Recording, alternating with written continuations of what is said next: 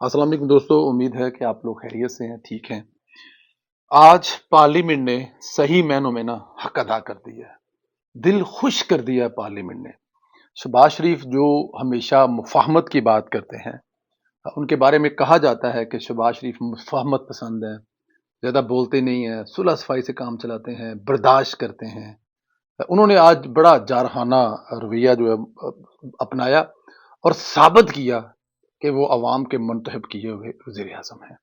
वज़ीर-ए-आज़म ने chief justice को वाज़ेह अल्फाज में कह दिया कि जजेस की ऑडियो लीक्स का फ़राज़ी कराया जाए और साबित किया जाए कि ये जो ऑडियो लीक्स हैं, इन जजेस की नहीं हैं और इनका किरदार मशकूक नहीं है। मैं समझता हूँ कि पार्लियामेंट से वाज़ेह पैगाम है कि अब इंतज़ामी मामलात में अदलिया की मुदाखलत किसी सूरत कबूल नहीं की जाएगी। मेरे ख्याल में ये एक बहुत बड़ी बात है। इसको समझ लेना चाहिए अदलिया को और ज़िद नहीं बनानी चाहिए। अगर पार्लियामेंट या सियासतदान किसी जगह पे अदलिया के किसी भी फैसले में रुकावट नहीं बनते, स्वाए इमरान खान साहब के वो नहीं बांधते कोई बात, लेकिन मेरे ख्याल में इससे पहले जुल्फ़िकार अली भुट्टो फांसी चढ़ गए, बोले नहीं अदलिया ने फैसला दिया, फांसी चढ़ा दिया। नवाज शरीफ साहब को एक नहीं, दो नहीं, तीन तीन मरतबा अदालत ने जैसे कहा मुशर्रफ के दौर में 100 साल की सजा दी, 50 साल की सजा दी, 21 साल के ने हल कर दिया। फिर उसके बाद इमरान खान साहब की मोहब्बत में साकब निसार और कमर जुवेद बाजवा साहब ने जो किया, नहीं बोले, सजा ले ली। और बल्कि नवाज शरीफ ने तो जिस अंदाज में ये सजा ली, तारीख रकम कर दी। शायद दुनिया में ऐसा किसी जगह पे नहीं होगा कि कोई ऐसा लीडर जो अपनी बीवी को बिस्तर मर्ग पर छोड़कर सजा सुनने के बाद वापस अपने मुल्क में सजा भुगतने आ गया हो और अपनी जो बीवी उनकी, दुनिया में मेरे ख्याल में ऐसी कोई मिसाल नहीं मिलेगी। तो अगर सियासतदान अदालतों का एहतराम करते हैं तो अदालतों को भी, अदलिया को भी, सियासतदान और खास तौर पर पार्लियामेंट का एहतराम करना पड़ेगा। वज़ीर ने कहा कि आज आइन को बने 50 साल हो गए हैं। इस आइन ने अदारों में के दरमियान पावर की तकसीम की, इसने रेड लाइन लगा दी। इस लाइन को कोई अबूर नहीं करेगा, मगर तारीख के वाक़यात हम सब के सामने है। आज आइन का संगीन मजाक उड़ाया जा रहा है। आइन में मौजूदा मुतफ़क्का और अदलिया के एहतियात की धज्जियाँ बिखेरी गई हैं, इसमें कोई शक नहीं है। अदलिया के जो धज्जियाँ बिखेरी गई हैं वो किसी को, तो मेरे ख्याल में इसमें तो कोई दो राय ही नहीं है और बड़ी ठीक ठाक किस्म की बिखेरी गई हैं। आप इसको इफ्तिखार चौधरी के दौर से ले लें और अब तक देख लें जो जो हुआ है, बयान नहीं किया जा सकता कितने भयानक किस्म की चीजें हैं।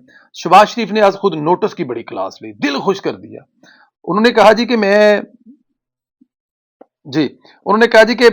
वजीर आजम हूं, मैंने कोई भी फैसला करना हो तो मैं कबीना से मशवरा करता हूं, मैं कबीना के पास जाता हूं और उनसे कहता हूं कि जनाब ये काम करना है, इस पे ये चीजें हैं, उस पे सबकी राय ली जाती है।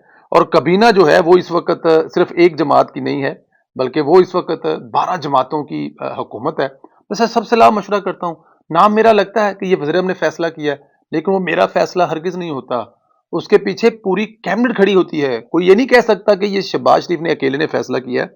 और बल्कि उन्होंने फिर इसमें यह कहा कि आज खुद नोटिस पर वज़ीर की तरफ से जारहाना रवैया अपनाने जाने का था, बल्कि इख्तियार जब साकब निसार ये अगर उनका कहना यह था कि अगर मैं ये करता हूं, वज़ीर आज़म करता है, तो दूसरे अदारे अपने जो कबीना है उनकी, मतलब जो चीफ जस्टिस साहब हैं, उनके साथ पहले नंबर, दूसरे नंबर, तीसरे नंबर वाले जज को वो किसी जगह पे साथ बिठाते नहीं।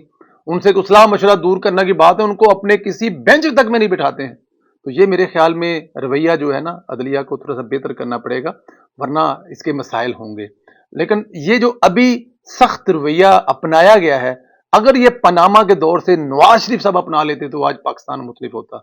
आज पाकिस्तानियों को एक इंतहाई, मैं अब क्या इमरान खान साहब के लफ्ज़ इस्तेमाल करूं, चलें, इमरान खान जैसे इंसान के आगे इन पाकिस्तानियों को ना फेंका जाता, जिसको सिर्फ और सिर्फ जादू के तरीके से हुकूमत चलानी थी, जनरल कमर जवेद बाजवा को राजी करना था, बेगम के कहने पे मतलब जो करना था, और अवाम का जो हाल है वो मेरे ख्याल में आपके सामने है, उस पर तो दोबारा कुछ बात करने की जरूरत नहीं है।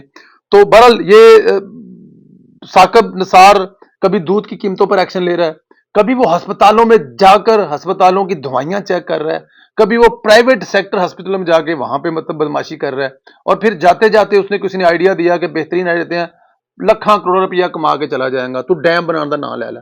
اور جا جا کے سادہ لوگ جو پاکستانی ہیں، میرے کئی ایسے ایمسٹرڈیم میں بھائی دوست ہیں، میں اس گناہ میں شامل نہیں ہوں، بڑی معذرت کر لی تھی میں نے جس دن وہ فنڈ ریزنگ تھی کہ سوری میں معافی چاہتا ہوں، میں اس فراڈ کے لیے مطلب اس کا حصہ نہیں بن جاتا، ہمیشہ پیش رہتے ہیں پاکستان پر کوئی آئے، ابھی یہ سیلاب آیا ہے تو اپنے ساتھیوں کے ساتھ جا کے پیسے جمع کر کے پاکستان امبیسڈر کو دے کے آئے ہیں، تو کہنے کا مطلب یہ ہے کہ وہ جو فراڈ ثاقب نثار تھا اس کے فراڈ میں نہیں آئے، تو وہ جاتے جاتے بھی اپنی اس کرسی اور اس پاور کا استعمال کرتے ہوئے کروڑوں روپے کا بلکہ اربوں روپے کا چونا لگا کے گئے۔ ادھر مریم نواز نے بھی سوالات اٹھا دیے ہیں۔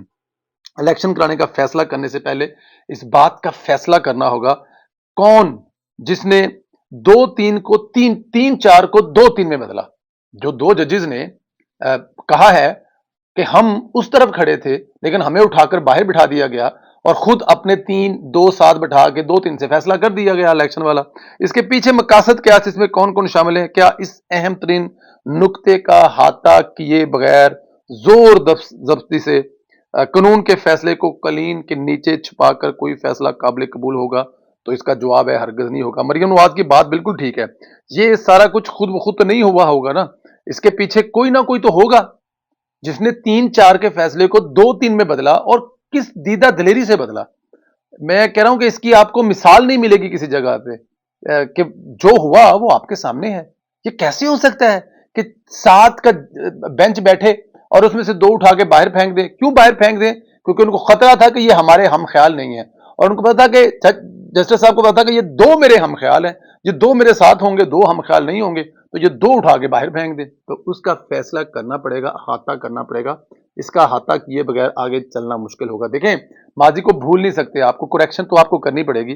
حکومت نے بڑا فیصلہ لے لیا، فیصلہ کیا گیا کہ از خود نوٹس کا اختیار صرف چیف جسٹس کے پاس نہیں ہوگا بلکہ 2 سینئر ججز کے ساتھ مشاورت کے ساتھ نوٹس لیا جائے گا، یعنی سینئر جج قاضی فائز عیسیٰ، جسٹس طارق مسعود کی مشاورت سے اگر آپ نے کوئی سو موٹو لینا ہے تو از خود نوٹس لینا ہے تو پھر کرنا پڑے گا، منظوری کے بعد ہی از خود نوٹس لیا جائے گا۔ پارلیمنٹ اس معاملے میں قانون سازی کر کے عمران خان کے سہولت کاروں کی بینڈ بجا دی ہے، اس میں تو کوئی شک نہیں ہے۔ جو عمران خان صاحب کو انجوائے کرانا چاہتے تھے وہ تو اب میرے خیال میں ان کو کہتے ہیں پنجابی چ بے ہتھل کر دیا گیا۔ کابینہ نے قانون کی منظوری دے دی ہے، قائمہ کمیٹی برائے قانون انصاف کو بھجوا دیا گیا ہے، وہاں سے منظوری کے بعد پارلیمنٹ میں پیش ہوگا اور جمعرات کو سینٹ سے منظوری ہو جائے گی، بظاہر ہے سینٹ سے منظوری ہو جائے گی۔ میرا نہیں خیال کہ اس کے بعد کوئی لڑائی جھگڑا رہ جائے گا۔ ادھر پارلیمنٹ میں ایک قرارداد منظور بھی کر لی گئی ہے، قرارداد کے مطابق سیاسی معاملات پر عدلیہ کی مداخلت سے سیاسی استحکام ہے۔ پارلیمان سو موٹو کیس میں 4 ججوں کے فیصلے کی تائید کرتے ہوئے اس پر عمل درآمد کا مطالبہ کرتی ہے۔ سپریم کورٹ سیاسی معاملات میں مداخلت سے گریز کرے، الیکشن کمیشن کے آئینی اختیارات میں سپریم کورٹ مداخلت نہ کرے۔ بڑی سادی سی چیز ہے، اس میں کوئی راکٹ سائنس نہیں ہے۔ دوستو دیکھیں قاضی جو ہوتا ہے نا، جس کو انصاف کے لیے چنا جاتا ہے، جس کو کوئی ذمہ داری دی جاتی ہے، وہ ان چیزوں کا نہ اس دنیا میں افورڈ کر سکتا ہے نہ آخرت میں افورڈ کر سکتا ہے۔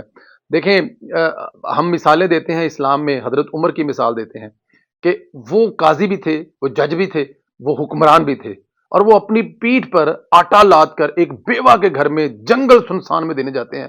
کیوں دینے جاتے ہیں؟ کہ قیامت کے دن ان سے یہ سوال نہ کیا جائے کہ تیرے دور حکومت میں ایک گھر میں آٹا نہیں تھا اور وہاں پہ لوگوں نے روٹی نہیں کھائی تھی، دجلہ فرات کے کنارے کتا مر جائے، حساب عمر کو دینا پڑے گا۔ یہی مثالیں سنتے آئے ہم۔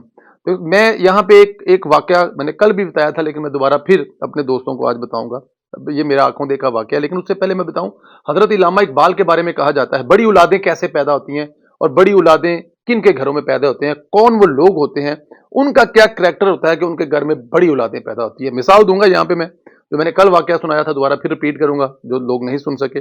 حضرت علامہ اقبال صاحب کے بارے میں یہ کہا جاتا ہے کہ ان کے والد صاحب بینک میں جاب کرتے تھے، تو ان کی والد صاحبہ کو شک تھا کہ یہ جو بینک کی جاب کرتے ہیں تو اس میں کہیں سود کے پیسے یا کچھ ایسے پیسے یا پتہ نہیں کس کس کے پیسے بینک میں رکھ جاتے ہیں، تو ان میں سے تنخواہ ملتی ہے، تو میں اگر اپنے بیٹے کو کھلاؤں گی پلاؤں گی تو میرا بیٹا پتہ نہیں جا کے کیا بنے گا۔ بکری رکھی تھی، اس بکری کا دودھ علامہ اقبال کو پلاتے تھے، یہ ہم نے سنا۔ تو جب ایسے پرورش کی جائے گی تو وہ حضرت علامہ اقبال ہی بنیں گے، جو مفکر بھی ہوں گے، جنہوں نے پوری دنیا میں، بے شک ہمارے اپنے لوگوں نے ان کے بارے میں کیا کیا فتوے دیے، لیکن اسلام کے بارے میں دنیا میں کوئی ایسی جگہ نہیں تھی جہاں نے انہوں نے اسلام مخالف ہر پروپیگنڈے کا توڑ نہ کیا ہو۔ وہ حضرت علامہ اقبال تھے۔ بڑے لوگوں کے گھر میں ایسا پیدا ہوتے ہیں۔ اب میں یہاں پہ آپ کو اپنے مشاہدہ آنکھوں دیکھے مشاہدے کی بات سناتا ہوں، اپنے عزیزوں کی بات سناتا ہوں، اپنے अपने रिश्तेदारों की बात सुनाता हूँ। हमारे, कल मैंने बताया था, हमारे जो गांव के, अल्लाह उनको करवट करवट जन्नत नसीब करे, बाबा जी नंबरदार थे, अशरफ साहब, उनके जो साहबजादे हैं वो पाकिस्तानी फौज के सरबराह रहे हैं। एक गांव के नंबरदार के पंचायत के बेटे पाकिस्तान की आर्मी के सरबराह रहे हैं। जी, चौधरी आसिफ संधीला साहब, आप लोगों ने नाम सुना होगा। वो अपने जिस माहौल से, वो जिस गांव से वो उठ के आए थे और वो आके तरक्की करके यहाँ पे चले गए, उनकी वो वालदैन का, उनका दुआओं का तो असर होगा, लेकिन तरबियत का कितना असर है कि बाबा जी जब बूढ़े हुए, उन्होंने जो अपनी सारी की सारी जायदाद अपने बच्चों में जब तकसीम कर दी, तो उन्होंने 2 एकड़ जमीन अपने पास रख ली। क्यों रख ली? उन्होंने कहा ये 2 एकड़ जमीन मेरे मरने के बाद अगर हुकूमत, क्योंकि वो नंबरदार थे और नंबरदार जो होता है वो जमीनों के मामले इकट्ठे करता है, जो टैक्स होता है, थोड़ा सा टैक्स होता है, ज्यादा होता है, वो नंबरदार इकट्ठा करता है, वो इकट्ठा करके जाके हुकूमत के खजाने में जमा करवा देता है। बहुत सारे ऐसे जिम्मेदार होते हैं जिनके पास नगद पैसे नहीं होते, वो फसलों पे आने हैं। अब उसमें क्या होता है कि पुलिस को बुलाया जाता है, वो जाते हैं। देखो कि पूरे का पूरा इलाका, पूरे का पूरा गांव जो है नंबरदार का अपना होता है, तो वो किसके घर पुलिस भेजे? तो वो अक्सर क्या करते थे कि पैसे अपने पास जमा करवाते थे, बाद में वो जो दे रख लेते थे, कई के नहीं भी देते थे तो वो गुजारा कर जाते थे। इसी चीज का नंबरदारी है, इसी चीज का पंचायत है। ईमानदारी की मिसाल सुना रहा हूँ, हमारे जज और एक देहाती नंबरदार का किस्सा सुना रहा हूँ आपको। जब वो दुनिया से जाने लगे, मैंने आपको बताया, तो उन्होंने 2 एकड़ जमीन रख ली। उन्होंने कहा कि मेरे मरने के बाद अगर हुकूमत के कुछ पैसे मेरी तरफ निकल आए तो ये मेरी जमीन बेचकर वो जमा करवा दिए जाएं। मैं ये नहीं चाहता कि अगर कोई ऐसा वाकया हो, मेरे बाद कुछ हिसाब किताब निकल आए, तो मेरे बच्चे अगर वो ये ना कर सकें, या मेरे बच्चे कहें कि बाबा जी तो अल्लाह को प्यारे हो गए हैं, हम अब कहां से पैसे दें, या कुछ भी हो सकता है, या उनके अपने तहफजात हो सकते हैं। ऐसा नहीं होना था कि उनके बच्चों ने ऐसा ऐसा कुछ करना था, लेकिन उनके अपने तहफजात थे। उन्होंने कहा था 2 एकड़ जमीन उस वक्त तक ना बेची जाए जब तक हुकूमत की तरफ से मेरे मरने के बाद भी मुझे क्लियरेंस ना मिल जाए। फिर ऐसा ही हुआ, उनके मरने के बाद जब हुकूमत की तरफ से जब क्लियरेंस मिल गई, उन्होंने कोई हुकूमत का पैसा नहीं देना, उन्होंने एक एक कौड़ी जो जिम्मेदारों से पैसा इकट्ठा करते थे टैक्स, वो सारा जमा करवाया हुआ था। तो फिर जाके उनके बच्चों ने उस जमीन का जो भी किया। ये है ईमानदारी, ये है तरबियत। जिस बच्चे की तरबियत ऐसे बाप ने की हो, वो बच्चा पाकिस्तानी फौज का सरबराह बन सकता है। वो ही बन सकता है, वो ही बन सकता है, क्योंकि उसकी तरबियत ऐसी की हुई है, ऐसे बाप ने तरबियत की हुई है, जो मरने के बाद भी अपने हिसाब किताब का, जो दुनिया में उसके बाद उसका जिम्मेदार है, तो वो अगले जहान के लिए और अपने बच्चों की तरबियत कैसे करेगा। दोस्तों, यहाँ पे 2 किस्से हैं, 2 कहानियां हैं। क्या हमारे जजों को इस बात की फिक्र है कि मरने के बाद उनके साथ क्या होगा, या मरने के बाद जो उनका अगले जहान हिसाब होगा वो कौन करेगा? खुदा करेगा, फरिश्ते करेंगे? क्या उनसे ये सवाल नहीं पूछे जाएंगे? क्या वो अपने बच्चों की तरबियत ऐसे करके जा रहे हैं? नहीं करके जा रहे हैं। ये ऐसे, अगर अल्लाह ताला की ज़ात ने इन जजों को इज्जत और एहतराम दिया है, तो मेरे ख्याल में इनको ख्याल करना चाहिए। अगर गांव का देहाती एक नंबरदार अपने मरने के बाद दुनिया के हिसाब किताब की अगर फिक्र कर रहा है, अगले जहान की जिक्र की फिक्र कर रहा है, तो ये जो पाकिस्तान के, पूरे पाकिस्तान के जो निज़ाम अदलिया के सरबराहान हैं, जो 8, 10, 12, 15 जज हैं, जो पता नहीं इनके बारे में क्या क्या कहा जा रहा है और ये क्या क्या कर रहे हैं। तो सोचें जरा इनके बारे में, इनको अल्लाह ताला की ज़ात के हजूर पेश होते वक्त कितनी तकलीफ होगी। ये दुनिया का माल दुनिया में रह जाएगा, जो ट्रक भर भर के आ रहे हैं वो दुनिया में रह जाएंगे। साकिब निसार साहब क्या साथ ले जाएंगे? और साकिब निसार जिस किस्म के पैसे अपने बच्चों को खिला जाएंगे, उनको जायदादें बना के दे जाएंगे, क्या वो बच्चे कल साकिब निसार का नाम लेंगे? हरगिज़ नाम नहीं लेंगे। साकिब निसार साहब को अगले जहान में भी और इस जहान में वो किसी से मिल नहीं सकते, वो किसी के पास नहीं जा सकते, कोई शादी ब्याह नहीं अटेंड कर सकते, कोई पुराना मिले उसका वो सलाम लेना उनसे गवारा नहीं करते। वजह यह है कि वो अपने जमाने के बदतरीन, मतलब आई डोंट नो उनके बारे में क्या लफ्ज इस्तेमाल किया जाए। आपको ये किस्सा सुनाने का मकसद ये था कि आज भी इंसानियत जिंदा है और इंशाल्लाह ताला जिंदा रहेगी। लेकिन इस मुल्क के जो कर्ता धर्ता हैं, जो जज हैं, जिन्होंने अगले जहान जाके भी हिसाब देना है, और इस दुनिया में भी उनके बच्चों ने हिसाब देना है, मेरे ख्याल में उनको जरूर ख्याल करना चाहिए। अल्लाह ताला की ज़ात आपको अपने हिफ्ज़-ए-मान में रखे। मुझे इजाज़त दें। खुदा हाफिज़ दोस्तों।